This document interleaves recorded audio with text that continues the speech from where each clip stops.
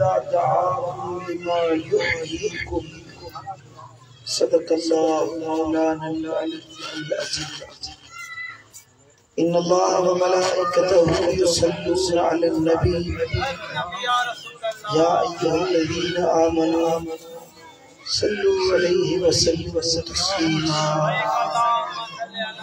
बुलंद आवाज़ से दुरूद शरीफ अल्लाहुम्मा सल्लि अला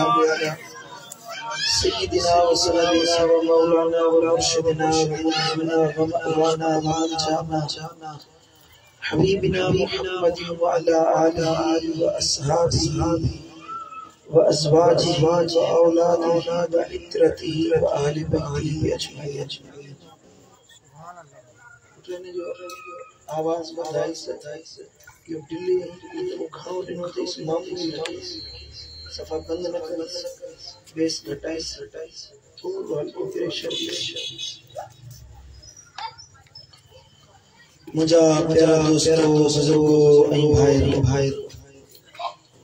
अल्लाह करीम का दुआ है तरशाल सल्लल्लाहु के हिदायत नसीब फरमाए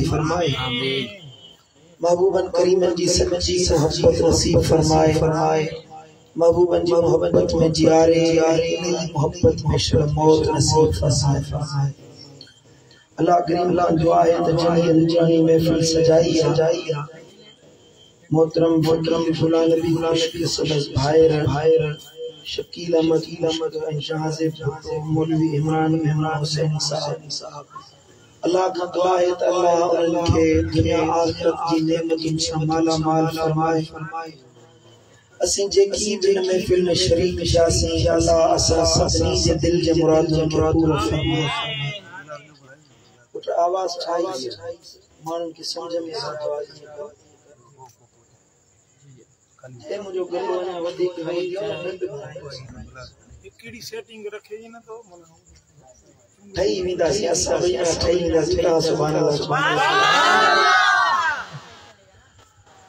अल्हम्दुलिल्लाह अल्लाह जा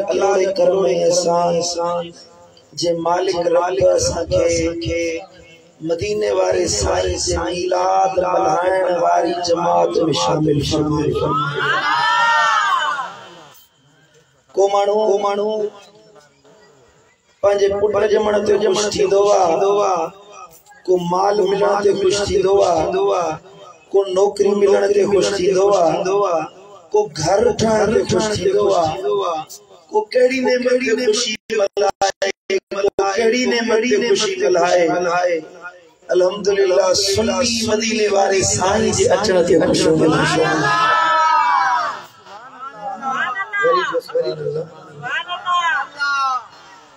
लजपाल नबी जे अचण ते खुशी उहे मल्हाईंदा जेके मदीने वाले साईं सां मोहब्बत रखंदा जिनके जैसा मोहब्बत होंदी आ उन जो जिक्र कंदो उन जो तज़किरो कंदो उन जो गालियों कंदो उन जी गाल जी उन जो गुफ्तगू कंदो आओ तवा के जेको मानू बणे न छो उन जो जिक्र तो कोन कंदो न उन के पानी महफिल में कोन घुराइंदो जेको तवा के पसंद ना है तवा उन संग जी वेहन न पसंद कंदो उन जी गाल न कंदो उन जो तज़किरो न कंदो। अल्हम्दुलिल्लाह असा सुन्नी मदीने वाले साईं से मोहब्बत रखंदा असा जो महफिल मदीने वाले साईं दे लाई असा जी तहरीर मदीने वाले साईं जी तारीफ सुन्नी जी तकरीर महबूब जी तारीफ सुन्नी जो शेर मदीने वाले साईं जी तारीफ सुन्नी जो नंढड़ो पार हुजे नौजवान हुजे या उतराड़ो हुजे हर के चेहरे ते मिलाद दी मौसम में चेहरे ते मुर्क नजर ईंदो सुभान अल्लाह बेशक छो त असा दिल में मुस्तफा है यार हां दिल में मदीने वालो साईं है दिल में मुस्तफा है त सुन्नी के न गाल में खुशी मिलदी आ मदीने वाले जो गाल थे त महबूब करो थे सुभान अल्लाह ये थकावे जाए ओ जो का दस वठनाया कुछ तो सुभान अल्लाह चो जोर से ये अगे देखे बैठा है से सुभान अल्लाह चो ना कोई कटे जा मारा ले रोजो रखे आया है वो छोरो दके सुभान अल्लाह चो सुभान अल्लाह सुभान अल्लाह दिल पर नबी जे अचन सा महबूबन करीमन जे ॼमण सां खुश उहे थिया जेके महबूब खे पंहिंजो समझंदा आहिनि जंहिंजो को नबी सां सरोकार न आहे उन जो कहिड़ो कमु आहे मीलाद मल्हाए हाँ ना बा तू जो घर आए उनके पंजा मेहमान उहे घुराइंदे जेके तोखे वणन था जेके तुझा पंजा है तुझा माइट है तुझा अजीज है तुझा कारब है उनन के घुराइंदे उनन के विहारींदे उन सब गुफ्तगू कंदे असा जो एक खर्च कयूं था कनातू लगियूं लाइटिंग थी चरागा थी लंगर थियो मानी ठही साईं मुजा यार दोस्त घुरायासी जिक्र थियो असा के यो इजहार करण जो मौको मिलियो आ त असां जे दिलनि में मदीने जे ताजदार जी मोहब्बत सुभान अल्लाह आई हिकड़ा चवंदा त महबूब जो मिलाद उहे मल्हाइन जेके महबूबन करीमन सल्लल्लाहु अलैहि वसल्लम दीन सिखारे उन का फिरी विया बिदत करण वारा है ये तो वफात मल्हाइण वारा आहिनि महबूबन करीमन जी वफात उहे मल्हाइनि जंहिंजो नबी माज़अल्लाह मरी वियो असां दे जाम में गयूर सुन्नी मुस्लमान भी अज बि हयात कल बि हयात असांजो अकीदो मुंहिंजो दिलबर नबी पंहिंजे मज़ार अक़दस में ज़िंदा हयात मौजूद है अल्लाह कुव्वत ॾिनी आहे जेके पंहिंजे उम्मत खे ॾिसण चाहे त ॾिसी सघे कंहिं वटि वञण चाहे त वञी सघे थो कंहिंजी सार लहण चाहे त सार लही सघे थो इहा मुंहिंजे दिलबर नबी खे अल्लाह कुव्वत ऐं ताक़त अता फरमाई सुभान अल्लाह हाओ के ना असा महबूबन करीमन जो जिक्र कंदा आहियूं मदीने वाले साईं जो मिलाद मल्हाईंदा आहियूं मदीने जे ताजदार जो तज़किरो कंदा आहियूं छो त सीने में महबूब जी मोहब्बत असा जी जिंदगी महबूब जी असा जो वक्त महबूब जी असा जो सरमायो मुस्तफा जी असा जो पल पल मदीने वाले साईं जी असा जी हयाती मदीने वाले साईं जी असा जा बच्चा महबूब जी कुर्बान असा जी जान महबूब जी कुर्बान असा जो माल महबूब जे ला कुर्बान छो तो वो असा जे दुनिया जो वारिस असा जे बच्चन जो वारिस असा जे औलाद जो वारिस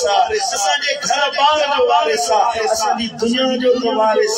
पर असा जो कब्र हशर वाली वारिस हसनैन जो नानो एडो करीम नवाज नबी एडो मेहरबान नबी आयो तो उन जे अचण ते खुशी मल्हाए जे कि न मल्हाए जे सभई गलाए मल्हाए जे कि न मल्हाए जे अब थोरो ने कैमरा के हेडे माण्हू के मां ॾिसां त सही सुभान अल्लाह या त हिन पासे रखी हिन पासे रखी तव्हां सुरो हेडे अचो हेडे जो हिन पासे कैमरा पढ़ो सल्लल्लाहु अलैहि या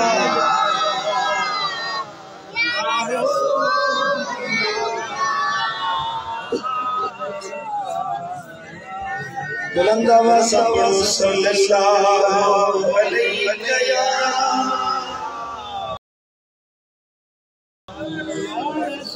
आवाज़ ना पहुंचे जो जमा करो आवाज़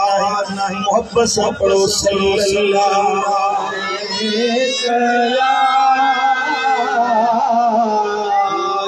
रसूल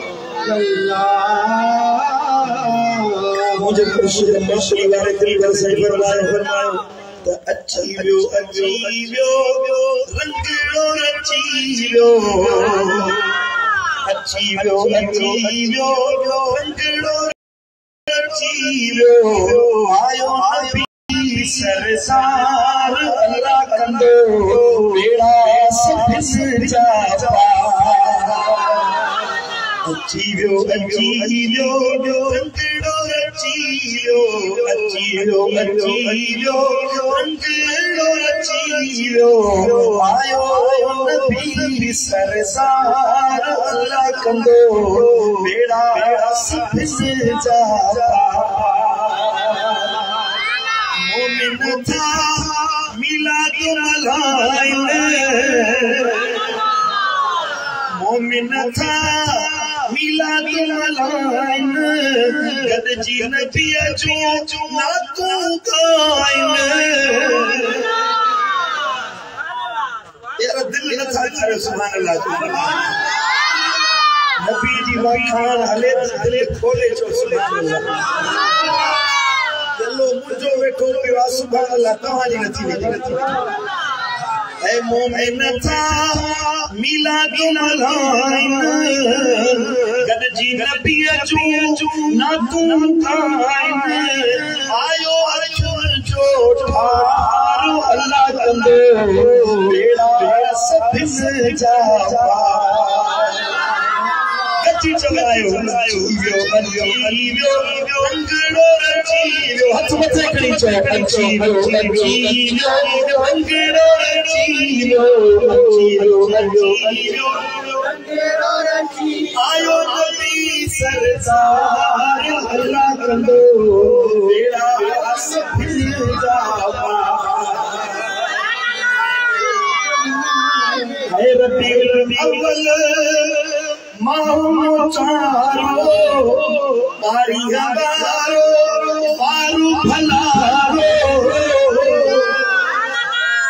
रबीउल अव्वल माहू चारो बारी हवारो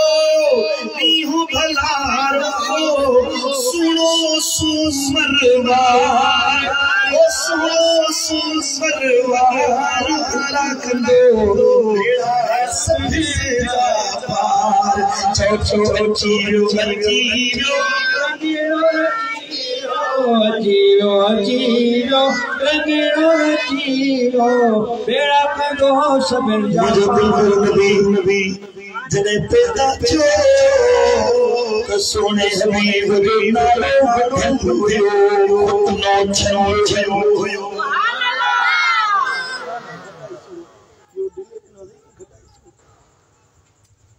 दिलबर नबी आयो अखन में सुरमो पियल हुयो तेल लगल हुयो सिंगार छल हुयो ये तो महसूस थे लड़के बेचारे तैयार करे सच्चाई सिंगारे बच्चे के आमिना साईं जी हंज में सुमारियो हुजे सुभान अल्लाह अम्मा आमिना साईं जी फरमाए जड़े मुझा दिलबर नबी पैदा थिया जड़े के वट बार जमंदो वा सुभान अल्लाह आवाज वधाई तो आवाज न वधा लाउड जो आवाज होगा रो सल्लल्लाहु अलैहि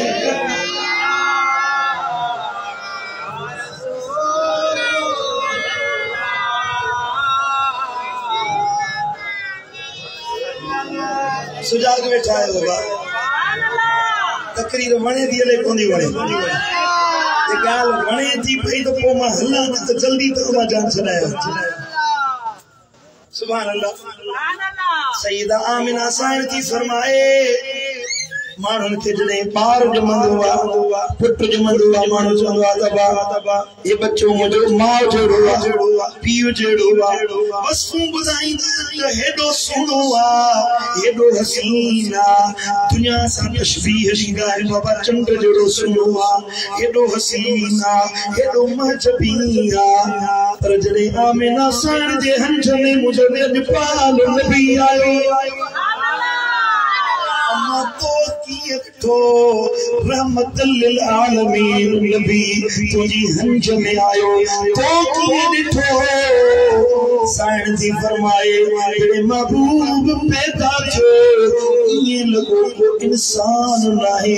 खरज मिन्नीनो इंसान न जाओ ये महसूस थियो नूर जो टुकड़ो पैदा थियो जे सुभान अल्लाह सही दुआ ये तो महसूस थे जन नूर जो टुकड़ो जे एड़ो तो नूर निकतो जो बेटी मक्के में आया शाम मुल्क जो मारियों पंजे अखियुन सा पैसा तवज्जो करो बाबा हां ये रिवायत कसाए सुल कुबरा में इमाम जलालुद्दीन सुयूती आंदी है इमाम बैहकी दलाइल नबूवत में यह रिवायत लिया। आमिना साहिब ने फरमाए बैठी मक्के में आया मक्का मुकर्रमा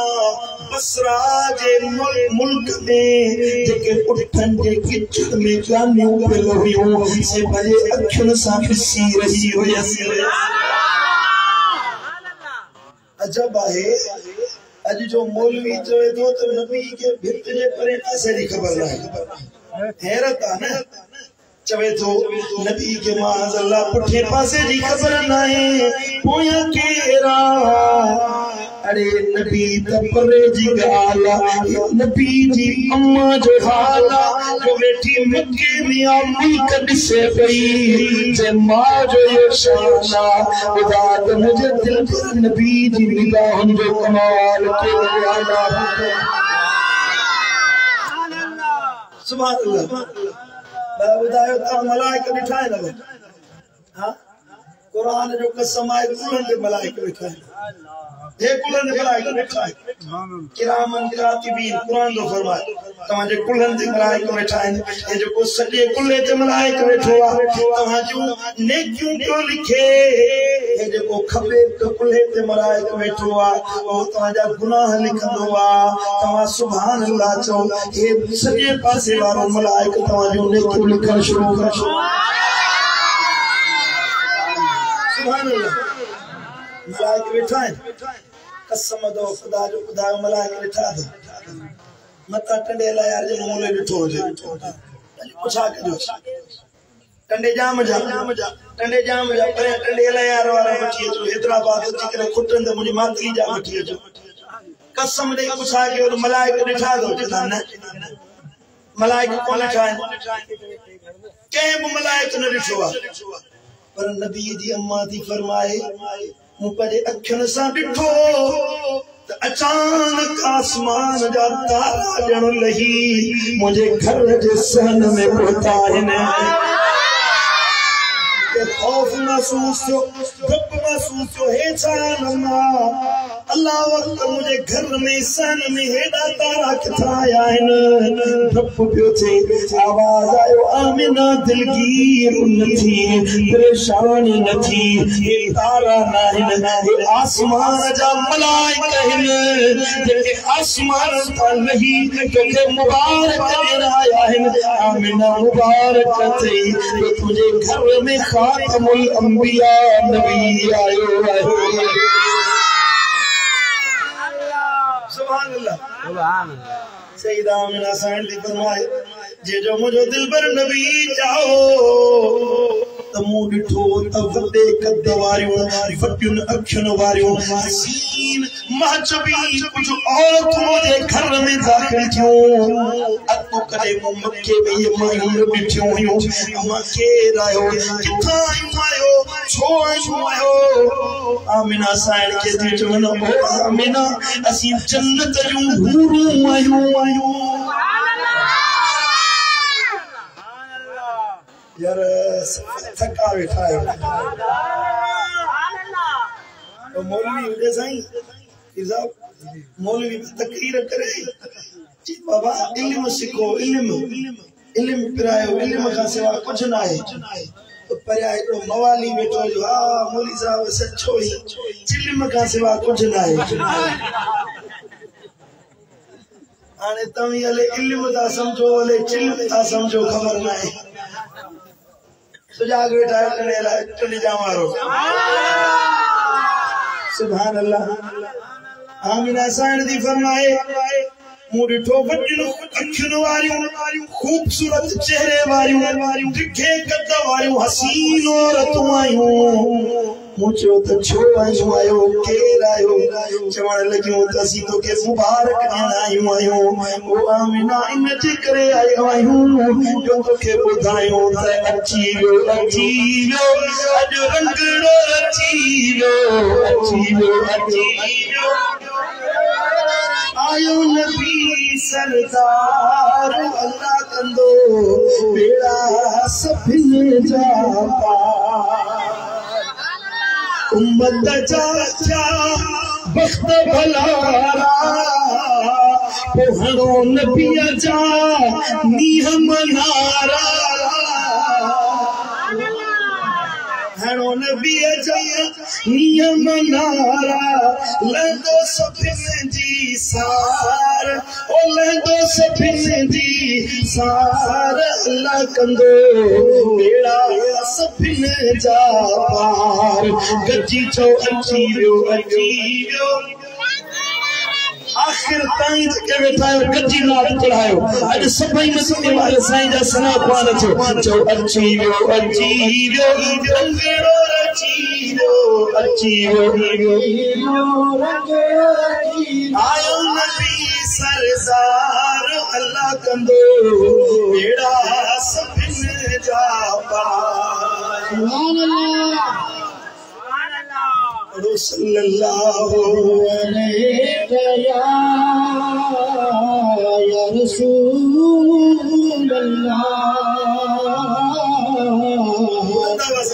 सल्लल्लाहु अलैहि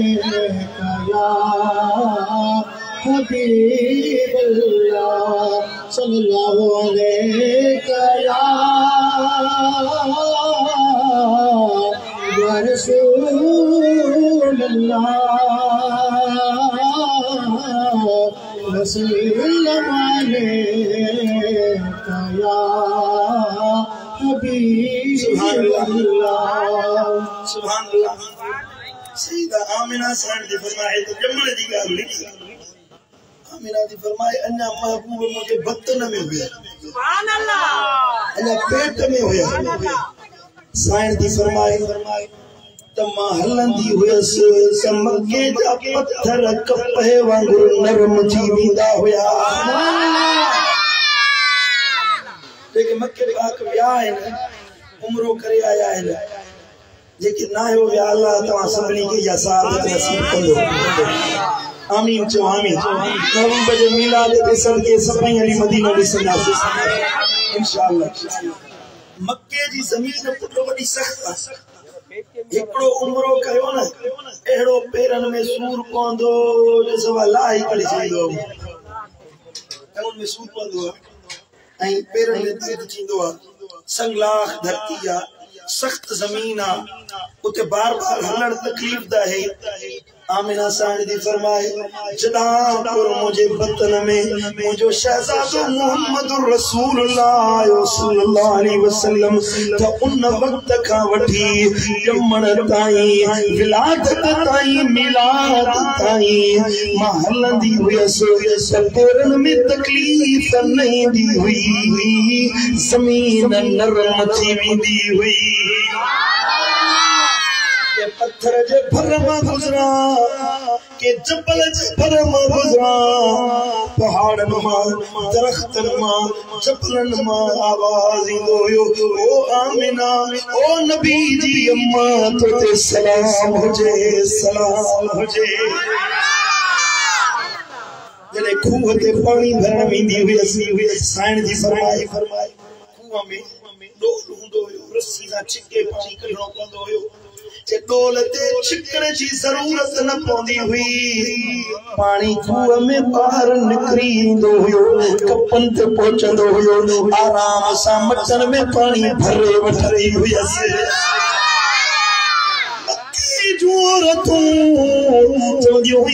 जैसी आमिना नथी हले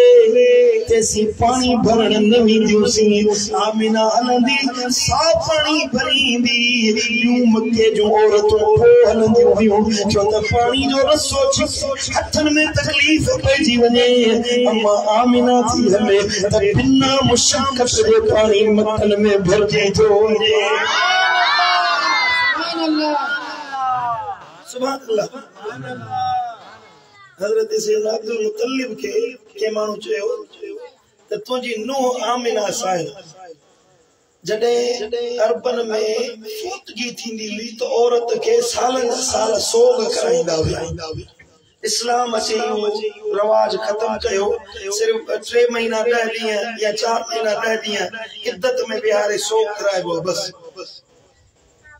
मक्के में रवाज हो साल 2 साल एक औरत सोग कंदी हुई बीबी आमिना साईं जे लाइ के माण्हू अचे चयो त आमिना जो ताज़ो बर वफ़ात करे वियो आहे अब्दुल्ला हजरत अब्दुल्ला नबी जो अब्बो हजरत सैयदना अब्दुल्ला वफात करे वियो पर आमिना जिस्म में सुरहान थी हणे रंग रोगन जी करे सैयदा आमिना साण के मनो कयो सोग मल्हाए सोग करे हे छाती करे हजरत अब्दुल मुत्तलिब आयो नबी जो डांडो हजरत सैयदा आमिना साण जो सोरो हजरत आमिना के तो चवे ओ यानी असा जे अरबन जो थे रवाजा तू खुशबू नहन हार सिंगार न कर सैयदा सीचरे जदा कुल जो वर वफात कयो वा मु खुशबू न मलिया मु हार सिंगार तेल फुलेल न कया हिन सैयदा आमिना के तो अब्दुल मुत्तलिब चले क्या चमन कमा मन्या हियर तो सा गड बैठो या एड़ी खुशबू पई दी थे जका कने सुखी कोने यानी आमिना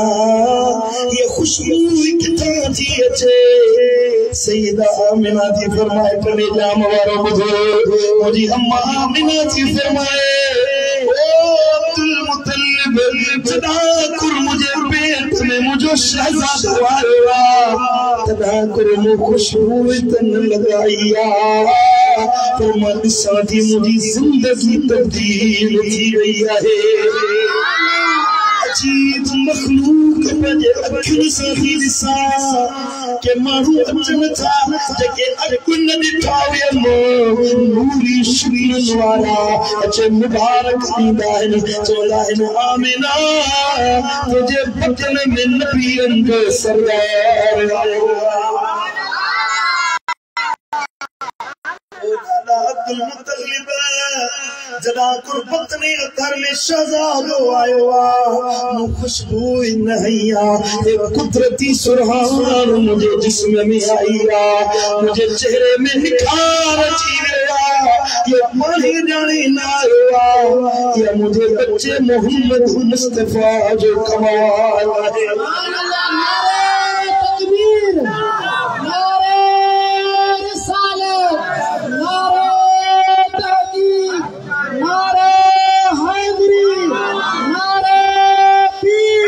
सरकार की आमद आका की आमद ताजदार की आमद पुरनूर की आमद यासीन की आमद सुभान अल्लाह तवज्जो है या अम्मा आमिना साईं की ॻाल्हि आहे पर महबूब पैदा थिया त जे गली मां गुज़रंदा हुया न उहा गली सुरही थी वई जे जाइ ते वेंदा हुया उहा जाइ खुशबूदार बणजी वेंदी हुई जैसा हथ मिलाईंदा हुया उनजो हथ खुशबूदार थी वेंदो हुयो सही बुखारी शरीफ में हदीस या सुनन तिरमिज़ी शरीफ में हदीस मदीने जो ताजदार मदीने जे पारन जे गिलनि ते शफ़क़त जो हथ लाईंदो हुयो नंढड़ा नंढड़ा पार मुझे दिल पर नबी जे इर्द गिर्द घेरो करे ईंदा हुया पाण बचड़न सां शफ़क़त कंदा असांजी आदत है न वडी उम्र वाला खुसूसन नंढड़न ॿारनि खे मारे पाण खां परे कंदा आहिनि छोरा भागा बड़ा शोर शराबो थो करे नंढड़न ॿारनि खे मारींदा ढकंदा उन्हनि खे परे कंदा यादि रखो इहा ॻाल्हि जाइज़ न आहे मदीने वाले साईं जी सुन्नत इहा न आहे मस्जिदुनि में बि बार थोरो ॻाल्हाईंदा शोर कंदा त अक्सर तो ॾिठो वियो आहे त निमाज़ी इन्हनि ॿारनि खे सगीर बचड़नि खे पाण खां परे कंदा आहिनि मस्जिद मां ॿाहिरि कढंदा आहिनि छोरा निकिरो ॿाहिरि मस्जिद में शोर था कयो पुट जे तव्हां मस्जिदुनि मां उन्हनि ॿारनि खे ईअं तड़े कढंदो पोइ मुआशरे में बेनिमाज़ी ठहंदा निमाज़ी त कोन पैदा थींदा समझो दा गाल क्यों होगा सही मस्जिद मां जे नंढड़न सगीर बारन के कढंदो बाहर कंदो ए उनन के तळे धिकारींदो उनन के मारींदो मस्जिद में अचण खां रोकींदो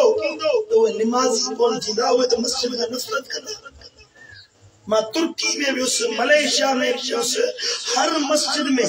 नंढड़न ॿारनि जे लाइ अलॻि हिकिड़ो मस्जिद जे पासे में खांचो ठहियल हुयो, उते खेॾण जो प्ले स्टोर ठहियल हुयो, जिते अचे ॿार रांदि खेॾनि, प्ले एरिया हुयो, नंढा ॿार झूला झूलनि। साईं मुंहिंजा हुननि जे लाइ रांदीगर रखियल हूंदा। हिकिड़े मुफ्ती साहिब खां पुछा के तुर्की जे, मुंहिंजो हे छा माजरा आहे, मस्जिद खे तव्हां पिकनिक पॉइंट ठाहे छॾियो आहे? चई न मुड़ी साहिब ईअं न आहे, हे असां इन जे करे ठाहियो आहे जो नंढड़ा ॿार हूअं निमाज़ ते नथा अचनि, इहो प्ले एरिया ॾिसी रांदि खेॾण जी जॻह ॾिसी निमाज़ जे टाइम ते हिते गॾु थींदा आहिनि, ॾिसंदा आहिनि त असांजो अबो निमाज़ी आहे त असां बि निमाज़ पढ़ूं। समझो था कोन समझो? हक़ आहे तव्हांजो पंहिंजे बच्चनि खे निमाज़ जी तंबीह कयो, उन्हनि खे निमाज़ी बणायो, उन्हनि खे दीनदार बणायो, उन्हनि में हेर विझो। अबो ई निमाज़ नथो पढ़े त ॿार किथां पढ़े? ईअं न, या त जेके ॿार अचनि त उन्हनि खे धिकारे ॿाहिरि कयूं, ईअं न कयो। मुंहिंजे दिलबर नबी जी आदत हूंदी हुई, सगीर ॿार हसनैन करीमैन जे बारे में त तव्हां ॿुधो, उन्हनि खे त कुल्हनि ते खणंदा हुआ। इमाम हुसैन खे, इमाम हसन खे कुल्हनि ते खणंदा हुआ, पर मदीने जा नंढड़ा ॿार ईंदा हुआ। मुंहिंजा दिलबर नबी जॾहिं गली मां गुज़रंदा हुआ,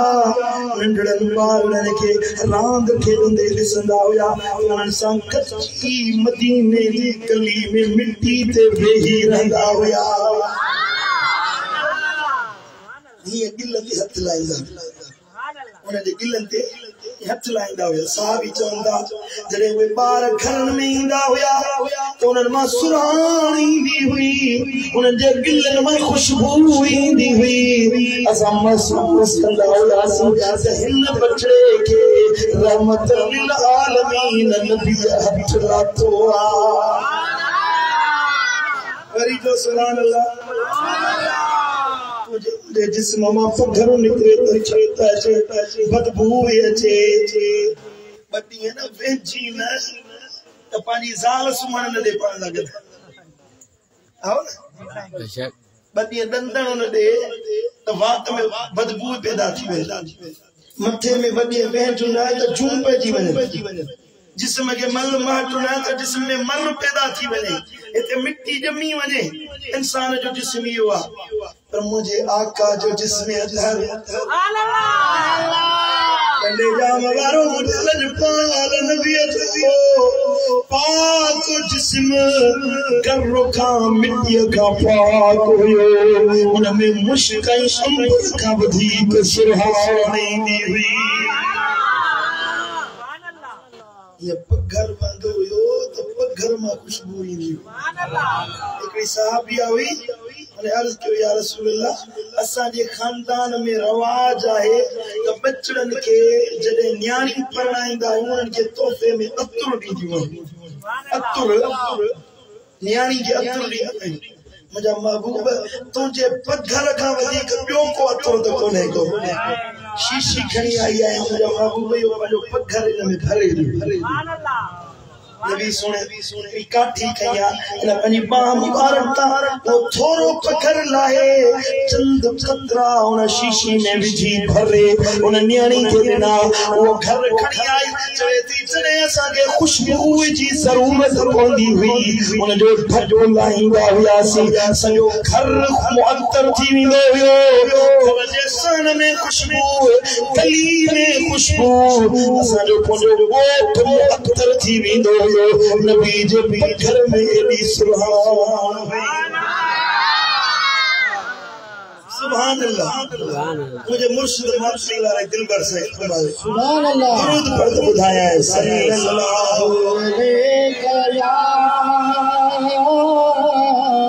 या रसूल अल्लाह वसल्लम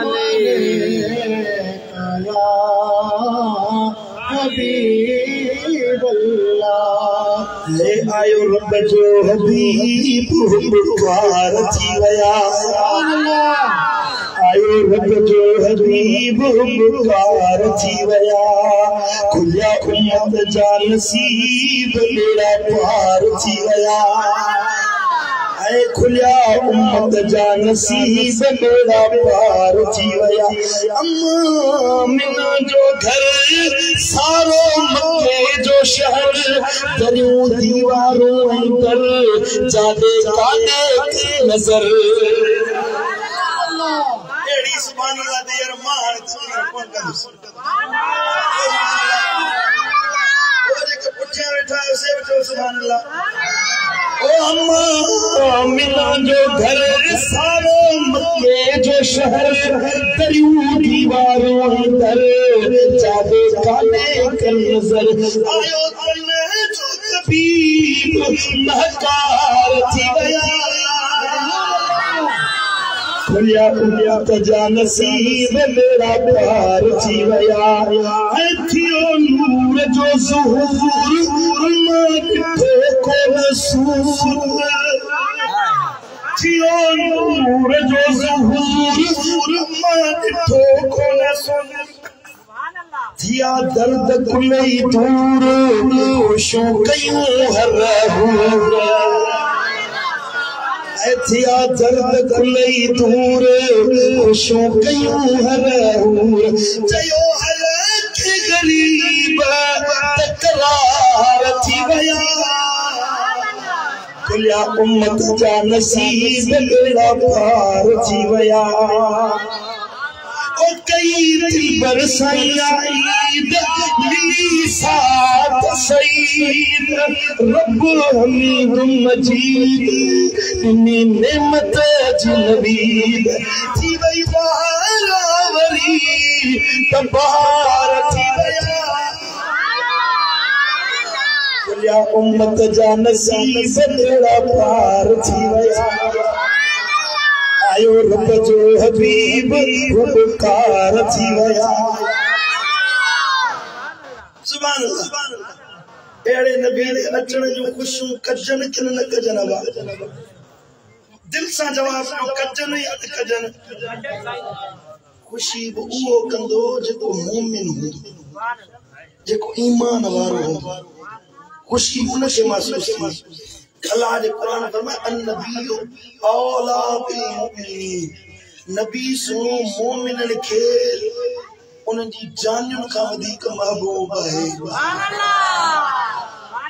अन्नबी औला बिल मुमिनीन मिन अनफुसिहिम उन जी जानन जिंदगी उन जे नफ्सन दिल का दिमाग का जिस्म का वो पांजे जिस्म ते दर्द सहंदा और चंदा ते नबी जे अचण जी खुशी मल्हाईंदा सुभान अल्लाह समझो दा गाल क्या सुभान अल्लाह मोमिनन के खुशी थींदी छो तो उन जो महबूब सुभान अल्लाह बाकी जे मोमिन ना है उन के मिलाद में फिल्म में ऐब नजर इंदा उनन के मिलाद में फिल्म बिदत नजर इंदी नाजायज नजर इंदी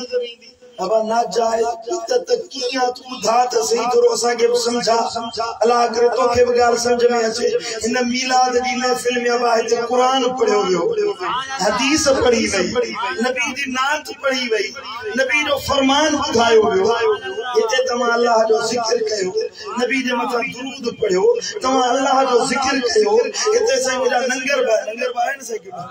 नंगर बाए खैरात कई वई सही मुजा उम्मत जे ला भलाई जो दर खोलियो न इन में बुधायो बिदत केड़ी आ नाजायज केड़ी इते को सा गायनी नचाइण जे ला थी आया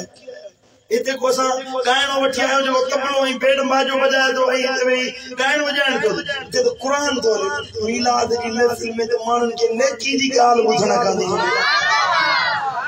बुधाए फायदो केड़ो तवा चौदा सुभान अल्लाह कितना दफा तवा चो सुभान अल्लाह ओदे तबर ती फरमायो जेको हिकड़ो दफो चवे सुभान अल्लाह सुभान अल्लाह जेको हिकड़ो दफो चवे सुभान अल्लाह रब जन्नत में उन जे ला वण पोखींदो आ जिंदी छाव टिन ॾींहंनि जे पंध ताईं पकड़ियल हूंदी वो मानू भले घोड़े ते चढ़ी तिकड़े पासे घासे बे पासे ताई घोड़े के दौड़ाए पेट में हले उन वण जी छाव फटाए को न सघंदो एड़ो वण सुभान अल्लाह चमन जे बारे जेला रब जन्नत में पोखाईंदो सुभान अल्लाह हाणे नात खान नात पढ़ी मुकर्रर तकरीर कई तवा बार-बार सुभान अल्लाह चई थुले के अंदाजो लगायो तो 100 दफा हर को सुभान अल्लाह चवे माना 100 वण जन्नत में तवा जा लगदा साईं का पूछा कि मु मदरसे में बैठा हो या थीदा त मुजो साईं एकड़ में अंब जा वण घणा लगदा साईं चोदा तकरीबन 25 का 30 वण किए से एकड़ में अंब जो वण एकड़ में 25 का 30 उन में लखे रुपया साल में वो मालिक कमाए पर या 100 एकड़ जमीन हुजे 100 एकड़ जमीन हुजे बल्कि इन सगी जमीन जेका पाए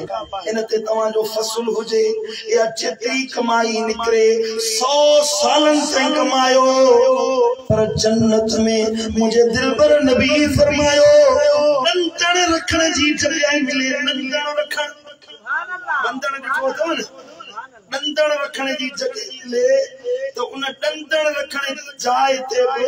मुझे दिलबर नबी फरमायो हे बेन मुझे खीसे में आए नंदन मिले हेतरी जगह तव्हां के मिले न इन जमीन आसमान का वधीक जन्नत जी हेतरी जाइ अञा वधीक शान वारी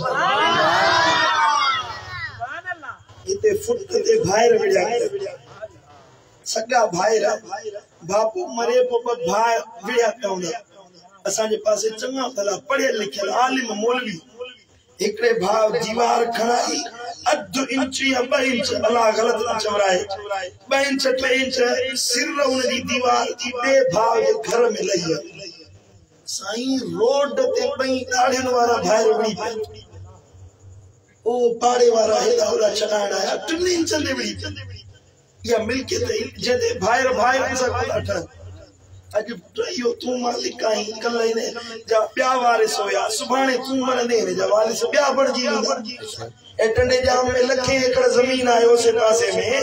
चाहे एकड़ो ही मालिक सदाई जिला रोज अचंता रोज वजंता अल्लाह जो कुरान तो फरमाए हर इंसान के मौत इंदो उन जे मौत का बाद उन जा वारिस बदलजी विंदा असुल मिलकत ई आहे जेका तो जन्नत ला जोड़े छड़ी इन मिलाद जी बरकत आहे जो 100 दफा सुभान अल्लाह 100 वण जन्नत में लगी विया अरे टुनटियन जे बंद ते एकड़ो वण 100 वण लगा ते जमीन का वधी वने न सुभान अल्लाह ए मिलाद जी हिकड़ी बरकत जन्नत जी एडी दौलत मिलंदी बुधंदो वन एते तवा अल्लाह जो जिक्र था कयो जेको अल्लाह जो जिक्र करे अल्लाह के याद करे सुभान अल्लाह जिक्र ला इलाहा इल्लल्लाह जिक्र रब जो जिक्र करे अल्लाह जो कुरान तो फरमाए अल्लाह जो हबीब तो फरमाए कंजुल उमाल में हदीस मुझे दिल पर नबी फरमायो तो रब तो फरमाए अना जली सुमन बकरनी जेको अल्लाह जो जिक्र कंदो अल्लाह जो मजलिस ही बनजी विंदो आया मना उन सा गॾजी अचे वेंदो आया उन साथी थींदो आया उन साण वेंदो आया रब जी मजलिस चाही सो त मिलाद जी मजलिस में अची वे सुभान अल्लाह तवा ला इलाहा इल्लल्लाह जो विरद के चोला ला इलाहा इल्लल्लाह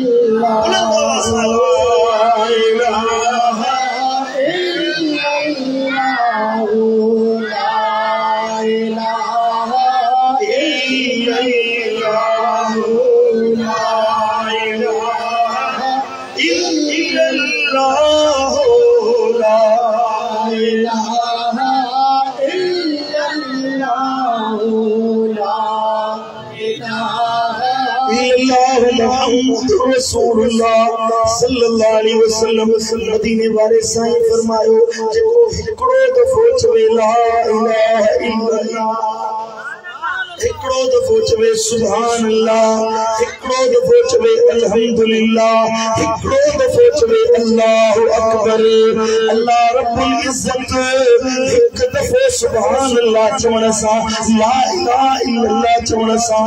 उन जो नेकिन जो मीज़ान जो पूरो भरे छॾींदो आहे। क़यामत जे ॾियारे ते अमल तुरंदा न, अमल तुरंदा हाणे इस तरह न गले के बठे दी मीज़ान में अमल तुरंदा। मदीने वाले साईं फरमायो मीज़ान एडो वडो आ ए सतई जमीनू सतई आसमान खणी मीज़ान में रखो तो मीज़ान जो हिकड़ो पुड़ भी कोन भरी, हिकड़ो टुकड़ो भी कोन भरी, कुंड भी कोन भरी तो मीज़ान एडो वडो आ। एना तो मिलाद दी महफिल में वेही चो ला इलाहा इल्लल्लाह, इते जो अल्लाहु अकबर,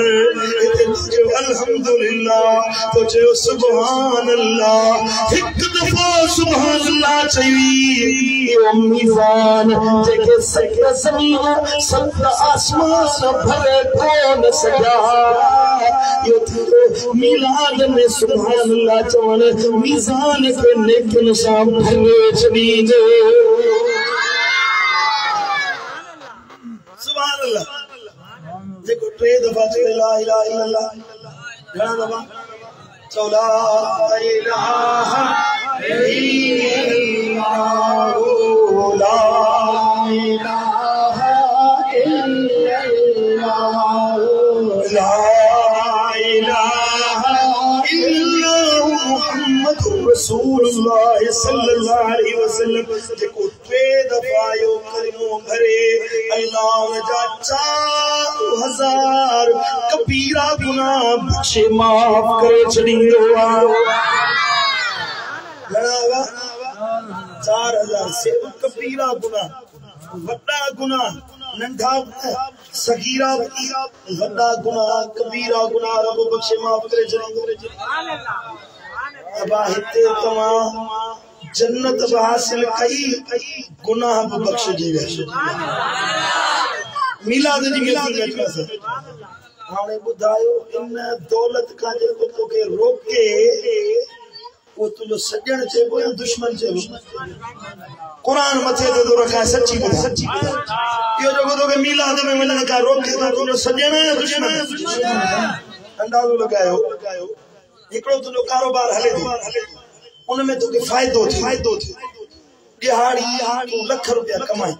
फॉर एग्जांपल मिसाल समझाइण जे लाइ लख रुपया कमाई हिकड़ो माण्हू अचे तोखे ज़ोरिया मसे उन कम करण खां रोके उन कारोबार में नुकसान विझे तोखे परे करे ऐं नेठ तोखे परे कई हाणे तू लख रुपया कमाइण जे बजाए अहिड़ी जाइ ते वेही जिते तोखे तको फ़ाइदो नथो थिए ऐं तू वरी उन यार सां गॾु वेठो हुजे ताड़ियूं मिलाई वाह करी चांहि जा कोप वेठो पी ॿुधा तुंहिंजो तूं अकुलमंद चइबे या बेवकूफ़ चइबे? सही सही ॿुधा, सही जवाब अकुलमंद चइबे या बेवकूफ़ चइबे? इहो माण्हू बेवकूफ़ सॾिबो जो कारोबार करे पियो लख रुपया कमाए पियो इन बेवकूफ़ अणॼाण यार जी संगत में अची लख रुपया रो कारोबार बंद करे हाणे ओथर ते चांहि वेठो बेवकूफ़ चइबो। ए जेके तोखे मिलाद जी महफिल में अचण का मिलाद मल्हाइण का झलन था ये बदबख्त बेअकुल आहिनि जेके तोखे हेतिरियुनि नेमतुनि खां झले ऐं नेमतुनि खां नेकियुनि खां परे करे जन्नत खां परे करे पाण सां गॾु ॾियारनि था। अहिड़नि यारनि सां न वे यारी उन्हनि सां रख जेके तोखे या रसूल अल्लाह चवण सेखारनि। चओ सुभान अल्लाह,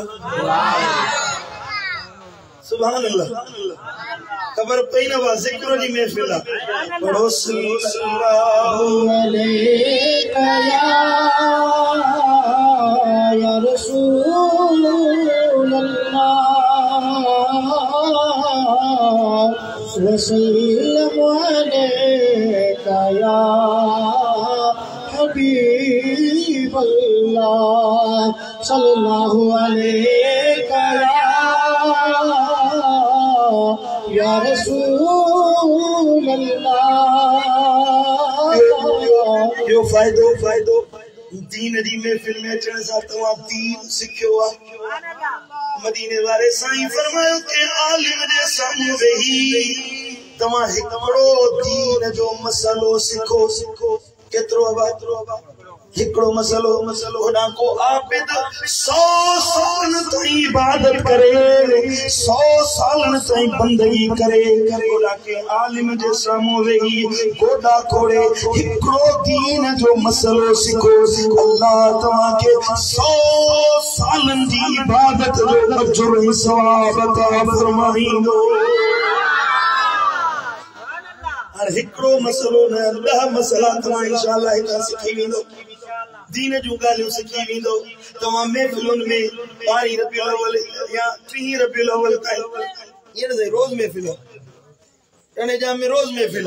रोज़ नओं आलिम अचे रोज़ नयूं ॻाल्हियूं सिखो जे 100 मसला रुपी सिखी दीन जा 100 मसला 1000 साल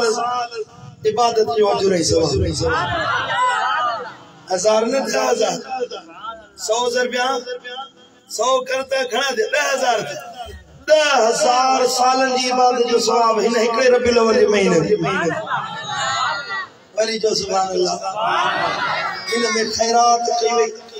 मीलाद जे महफिल में चौथो फायदो खैरात कई वई खैरात करण वारो वो बानो जेको कंहिंखे मानी खाराए छो के भुखे जो पेट पाले छो मुझे दिलबर नबी फरमायो त मानी खाराइण वारे खे रब इहो अजर ॾींदो जो उनखे जहन्नम जी पाए या मानी पेट बढ़ाए छॾींदो आहे घर में मानी ठायो था खैरात थे ले न थे भला साल में एक दफो मिलाद कयो एक दफो मिलाद करी यो एक दफो मिलाद करण खैरात करण सॼे साल में रोज़ी में बरकत अता कंदो के हिकिड़ो गिरह मानी जो खाराई थोरो तवज्जो हिकिड़ो गिरह मानी जो खाराई घणो ये आज कुछ मानी कई होनी नगर कयो हिकिड़ो गिरह के मानी जो खारा नबी साईं फरमायो तो उनके कबूल कल हज जो सवाब अल्लाह ताला कबूल कल हज कबूल कल उम्रे जो सवाब हेल जेके हज ते विया आहिनि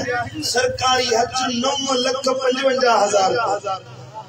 प्राइवेट हज 18 लाख रुपए में दोस्त विया आहिनि ॿुधायो अचनि 18 लाख रुपया माण्हू भरे वञे मिना मुज़दलिफ़ो अरफात मक्को मदीनो फिरी अचे हज करे पर ख़बर नाहे कबूल पियो हले न पियो रब जी मर्ज़ी आहे कबूल करे हले न करे हेॾा मिलाद जी महफ़िल सजाई माण्हुनि खे लंगर खाराई गिरह जे बदिले अल्लाह कबूल थियल हज कबूल थियल उम्रे जो अजर अता कंदो आहे एतिरी सारी जमात वेठी आहे एतिरी सारी 1000 खन माण्हू वेठा आहिनि जा हर को माण्हू 10 गिरह रुगी खाए हेतिरा ॼणा वेठा आहियो 10 गिरह हिकिड़ो खाए खाईंदा त सवाई दोस्त साईं तुझा मुरीद तव्हांजा मुरीद अहिड़ा आहिनि इएं था खाइनि ॼण मींहं खां कपड़ अंदरि खपाइनि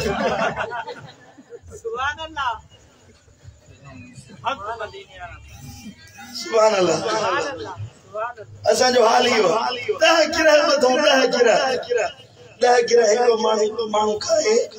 1000 माण्हू वेठा आहिनि 1000 ॼणा 10 गिरह 1000 रुपया 10 कर घणा थिया लख थी वियो 10,000 थियो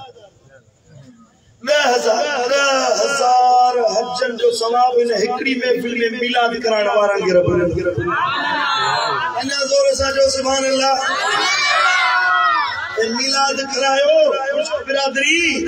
इन्हनि खे अल्लाह इन हिकड़ी महफिल में 10,000 हजन जो अजर अता फरमायो जेको मिलाद मल्हाइण का ठले तो 24 निभागा खमुत खुदा जी का मार पवई रब को हिदायत दे असा के इन नेकी का महरूम छो तो करी छड त आशिक यार जे अचन जा तराना मिलाद मल्हाइण यार जो जिक्र सुभान अल्लाह। नारे तकबीर, नारे रिसालत, नारे तहकीक, नारे हैदरी, नारे पीर, ताजदार खत्म नबूवत, सरकार की आमद, सोने की आमद, मिठड़े की आमद। मुझे मुर्शिद दिलबर से जदो मिलाद मल्हाइण वारा ओ मिलाद मल्हाइण वारा तुझा खर्च सजाया सारा मिलाद मल्हाइण वारा तुझा खर्च सजाया सारा हर नियम जाई नारा या रसूल अल्लाह या रसूल अल्लाह चो या रसूल अल्लाह आवाज में चो या रसूल अल्लाह जेके पंहिंजे नबी के जिंदा हयात करन था कथी चो या रसूल अल्लाह ऐ मिलाद मल्हाइण वारा तुझा खर्च सजाया सारा हर नींद जाई नारा या रसूल अल्लाह मिलाद अमल व ईमानी यानी हवारन जी शानी पेड़ो पिरत वारन जो पारा हर नियम जाई नारा बुलंदा वास छो या रसूल अल्लाह या रसूल अल्लाह या रसूल अल्लाह या रसूल अल्लाह। सुभान अल्लाह। जड़े वॾो फ़ाइदो इहो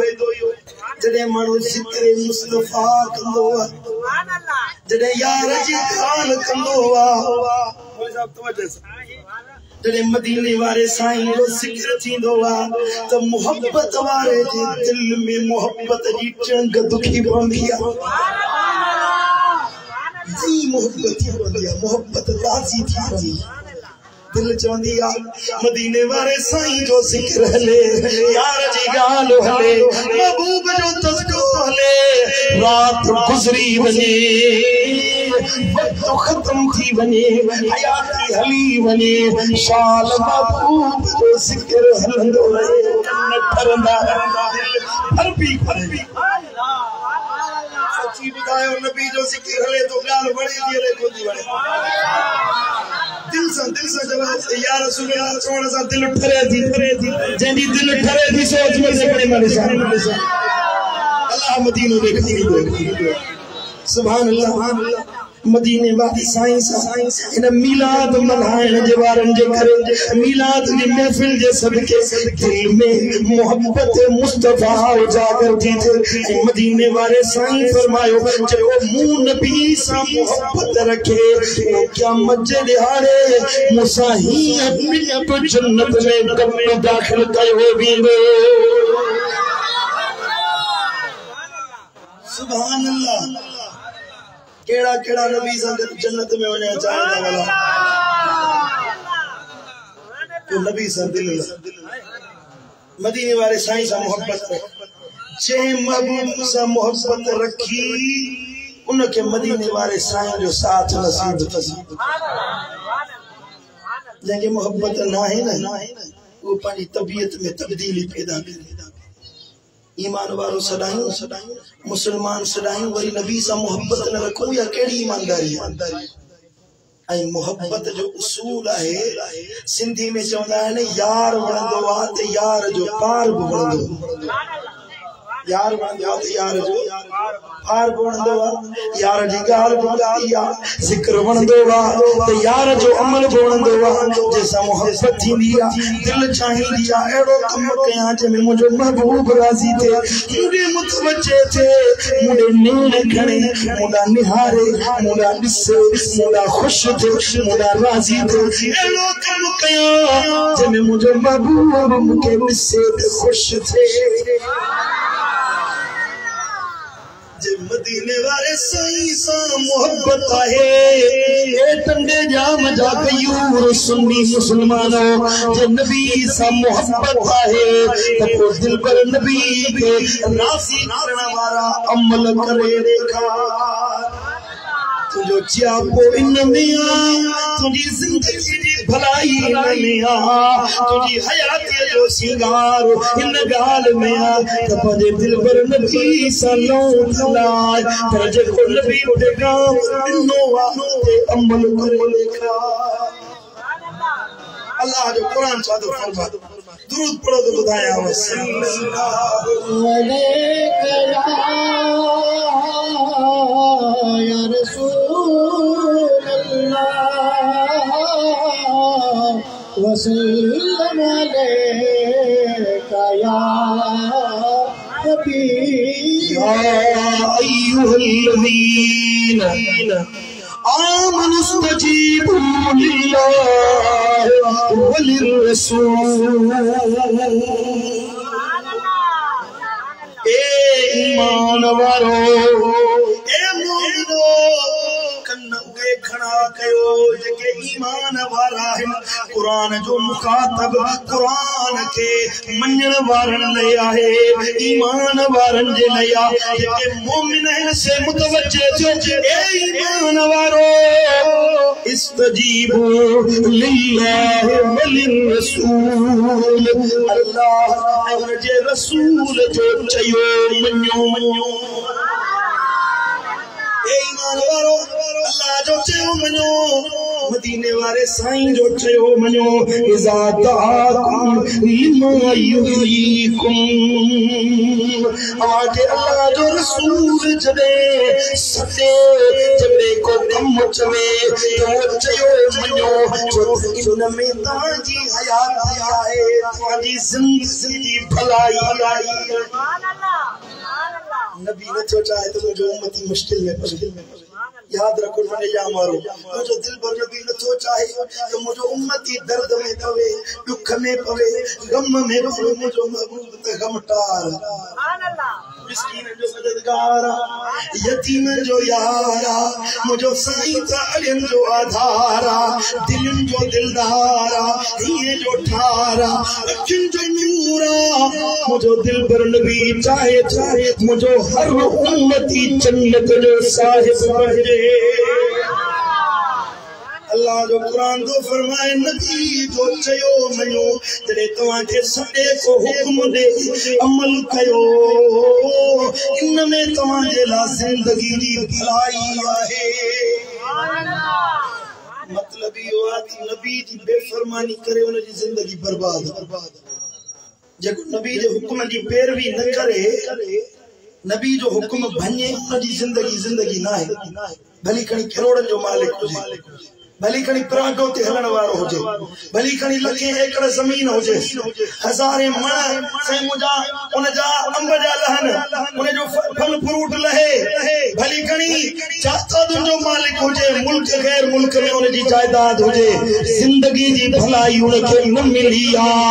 जिंदगी जी लज्जत हयात जी भलाई उन जे लया देखो मुझे दिल पर नबी जो हुक्म बुधे सर झुकाए चले लबे या रसूल अल्लाह मुझे दिल पर नबी नबी हुक्म थे बानो हाजिर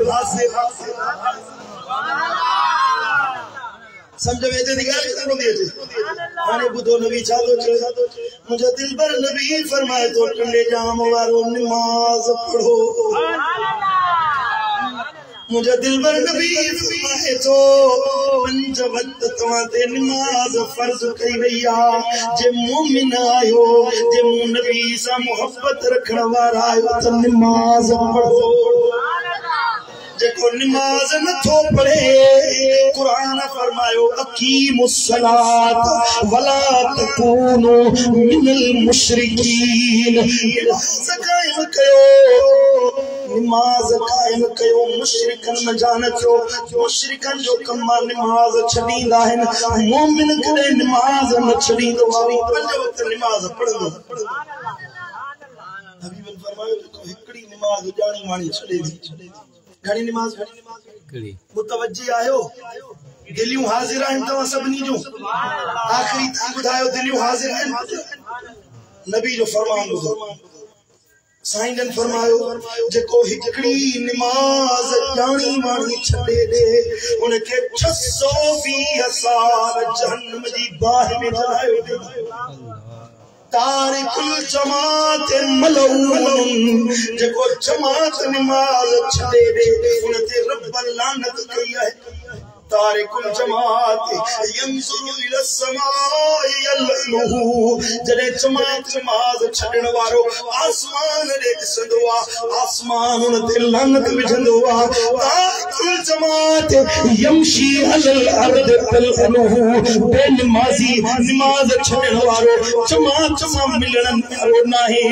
ज़मीन ते हलंदो ज़मीन ते फटकार विझंदी आ रब जी का मार पवई अल्लाह जी ज़मीन ते हली तो वरी नमाज न तो पढ़ी मदीने वाले साईं फरमायो जडे बेनमाजी मरंदो वा उन जी कब्र में अरीश नाले को नांग दाखिल कयो वेंदो वा ओ नांग एडो खतरनाक आ एडो सहरीलो आ जे ज़मीन ते अचे हिकड़ी फूक हणे त को साओ सलो साओ पन्नो ज़मीन ते न रहे हर शे जली रख थी वने अरीश नांग को न बेनमाजी जे कब्र में ये जो लगे रंग हण दो तो 70 गज जमीन जे अंदर हलियो जहन्नम जा मलाइक जहन्नम जे जंजीरन में जकड़े उनके छिके बाहर कंदा वरी नांग डंगींदो वरी जमीन में अंदर हलियो वेंदो जहन्नम जी खड में हलियो वेंदो वरी मलाइक छिकींदा वरी नांग डंगींदो तवा जो क़यामत ताईं बेनमाजी के कब्र में यो अज़ाब थींदो रहंदो केतरियों नमाज़ूं छड़ियो वेठो केदा रब जा हुक्म भनियो वेठो ही मस्जिद में आवाज अचे हय्या अलस सलात हय्या अलल फलाह जो नमाज थे जो छोटकारे दे तो भाई मस्जिद जे मौलवी जो आवाज मस्जिद जे मुल्ला जो सदुआ न मिठा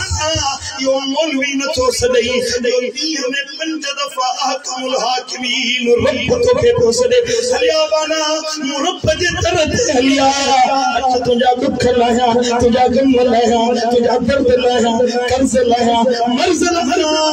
बिन खट मेरा मिला थे अल्लाह दे दरद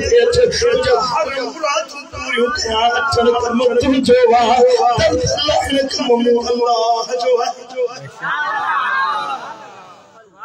तो अजान बुधी कन्नमा बे कन्नमा कड़ी जदी रब जी अजान अचे पई तू होटल ते बैठो हुजी तोके दुकान प्यारो आ तोके मकान प्यारो आ तोके बिस्तरो प्यारो आ फजर नमाज ते अंदाजो लगा रब सद कयो माना तो अल्लाह के छडे बिस्तरे के प्यारो के टड़े जा मारो जवाब के माना तुम बिस्तर के प्यारो कयो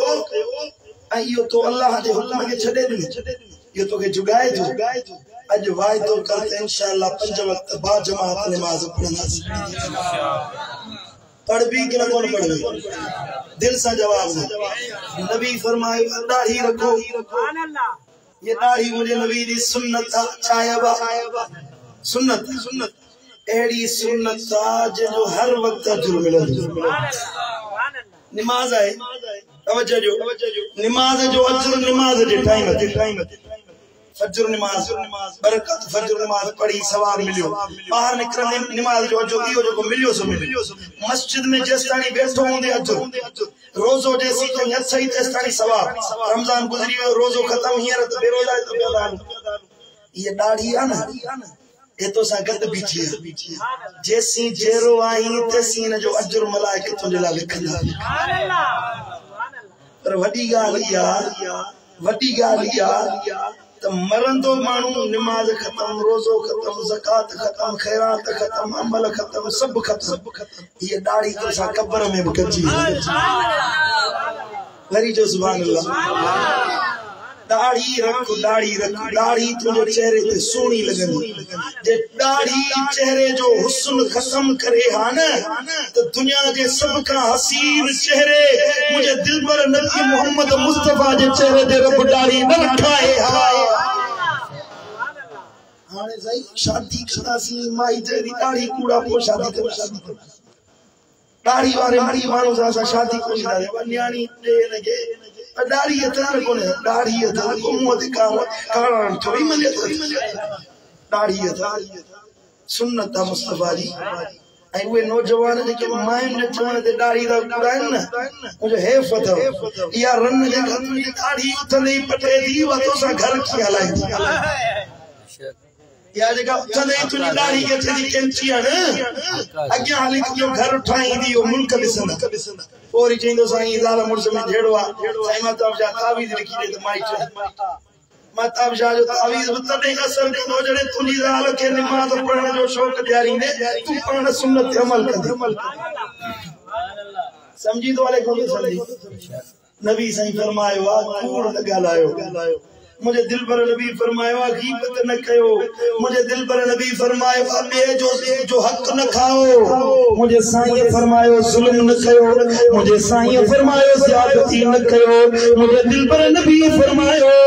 कि दिल न रंजायो पाओ हक न खाओ एज शे ते कब्जो न कयो बुराई न कयो बदकारी न कयो कमो ओ जे में अल्लाह राज़ी थे मदीने जो ताजदार ये नबी जे फरमान ते अमल कबो कोन कबो केड़ा केड़ा अमल किया हयाती ये गुजारियो आखिरी गाली तवज्जो हयाती ये गुजारियो जो टंडी जाम में को एसपी को डीएसपी को मास्टर अबा फिलानी पुलिस आ रहे घर के दिया फिलानी मोहल्ले में दूर अबा फिलानो वडेरो के दिया वडेरे जो घर हुआ अबा पीर साहब के दिया पीर साहब जो घर तुझो नालो सजे टंडे जाम शहर में मशहूर जवाब मदीने वाले साईं जो असली आशिक के दिया महबूब जो परवानो कथिया राजन के खबर हो जे यो परवानो वालो ये गली में गुजरी वनी ना मानो दिसरवा मदीने वाले साईं जो सच्चो आशिक में सच्चो जिंदगी को एड़ो थी देखारी दे इंशाअल्लाह अमल वारो थींदे कि न थींदे अल्लाह ताला शाह